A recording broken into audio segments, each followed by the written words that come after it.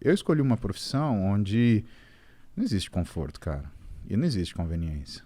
Principalmente quando você dá plantão num pronto-socorro de trauma, cara, não tem conforto nenhum. Você tá 3 da manhã, chegou o cara que caiu de moto, ele tá parecendo um quebra-cabeça de 2.000 peças.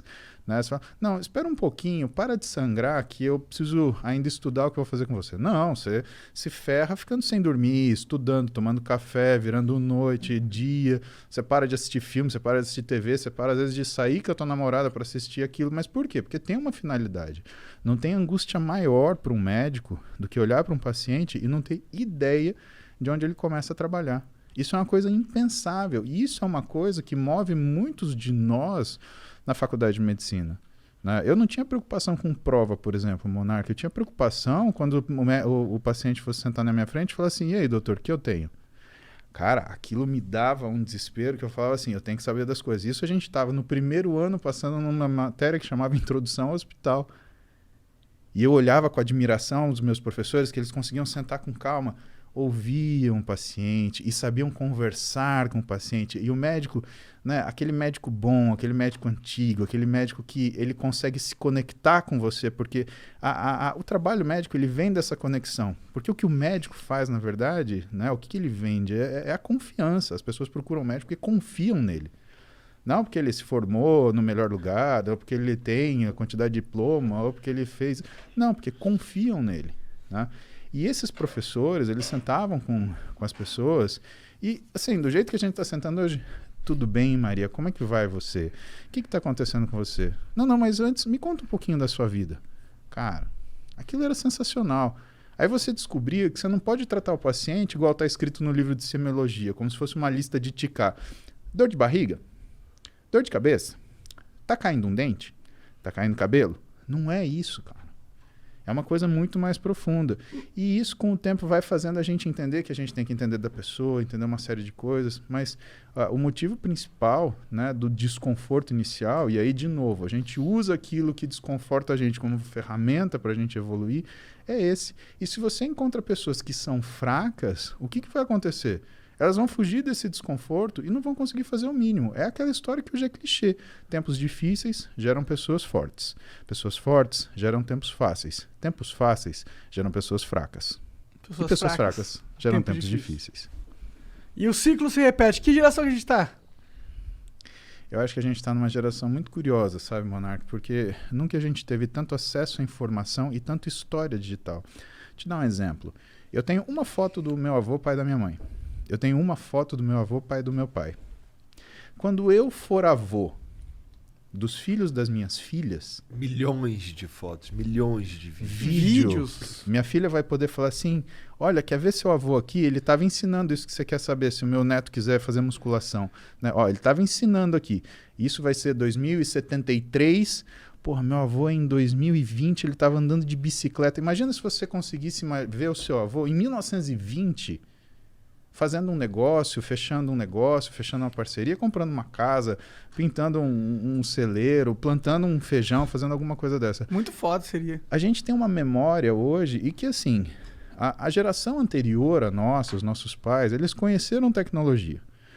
A nossa geração se adaptou à tecnologia, mas os nossos filhos, eles dominam essa porcaria. E isso faz com que a nossa fase hoje seja muito difícil de ser analisada em termos se é um tempo forte ou um tempo fraco. O que aconteceu, na minha humilde opinião, é que a gente consegue ver quem é forte e quem é fraco. Então não é a época que é isto ou aquilo. Na verdade, todas as épocas são difíceis, porque os desafios eles se apresentam naquele momento. E como diz, né, meu professor de clínica médica, Antônio Carlos Lopes, ele fala, é fácil ser médico do dia seguinte.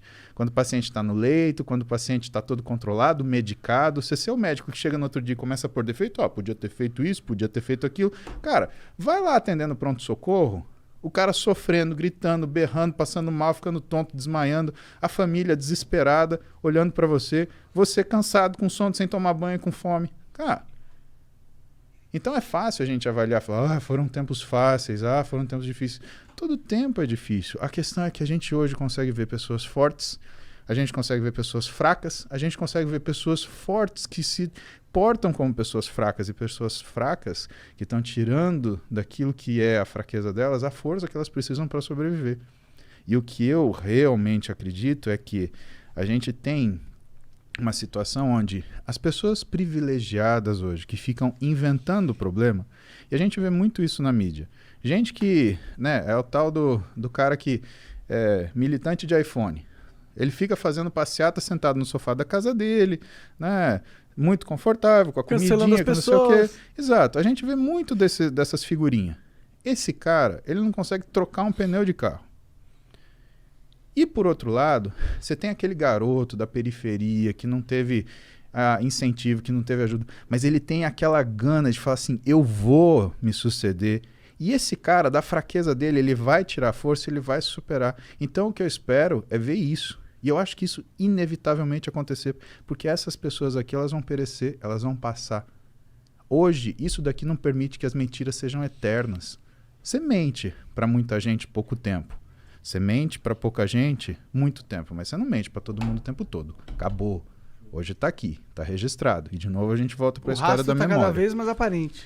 E a gente vai ficar vendo isso. E você, inevitavelmente, você vai ver pessoas falando, né, pessoas comentando ou pessoas se procurando, né, para se aglomerar, que é, por exemplo, a minha mídia social. O que é a minha mídia social? Eu sou o cara que fala coisa que você não quer ouvir. Eu sou o cara que fala que não é fácil. Eu sou o cara que fala que não é simples. Mas eu sou o cara que fala para você, se você fizer isso, você vai conseguir. Você só precisa de consistência.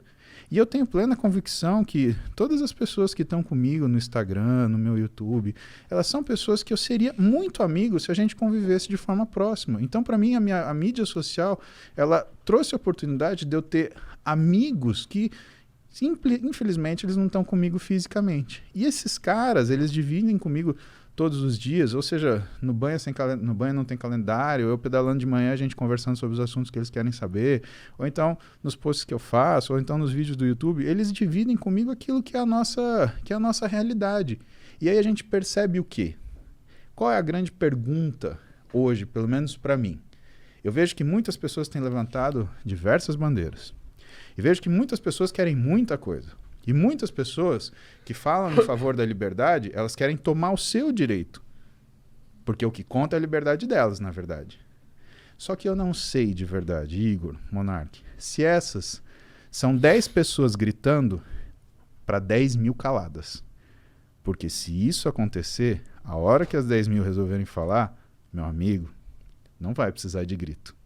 Ah, nós não vamos nem precisar falar, né? Elas vão Exatamente. derrubar tudo pelo que elas passarem pela frente, quando elas quiserem.